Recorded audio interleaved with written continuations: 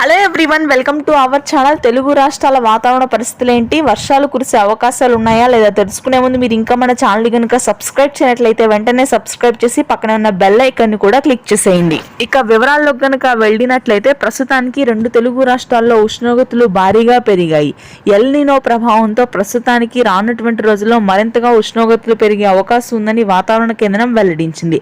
అయితే కొన్ని ప్రాంతాల్లో మాత్రం తేలికపాటి జల్లులు ఉండే అవకాశాలు ఉన్నాయి. మార్చి మొదటి వారం చివరి భాగంలో ముఖ్యంగా చూసుకున్నట్లయితే శ్రీకాకుళం, విజయనగరం, విశాఖపట్నం ప్రాంతాల్లో తేలికపాటి జల్లులు ఉంటాయి. మధ్యాంధ్ర, గుంటూరు, కృష్ణా, కోనసీమ ప్రాంతాల్లో దాదాపుగా 40 డిగ్రీల వరకు కూడా ఉష్ణోగ్రతలు నమోదయ్యే అవకాశాలు ఉన్నాయి. పొడి వాతావరణం ఉంటుంది, ఎటువంటి వర్షాలు నమోదు కావు.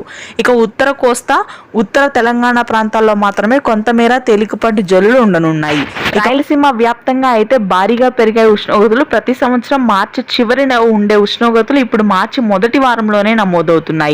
అంటే ఏప్రిల్ నెలలో దాదాపుగా 48 నుంచి 50 డిగ్రీల ఉష్ణోగ్రతలు ఈ సంవత్సరం నమోదయ్యే అవకాశం ఉందని వాతావరణ కేంద్రం హెచ్చరించింది. రాయలసీమ, దక్షిణ కోస్తా, దక్షిణ తెలంగాణ ప్రాంతాల్లో కూడా పొడి వాతావరణం ఉంటుంది. హైదరాబాద్ నగర ప్రాంతంలో కూడా 34 డిగ్రీల వరకు ఉష్ణోగ్రతలు నమోదవుతాయి. ఎటువంటి వర్షాలు నమోదయ్యే అవకాశాలు లేవు.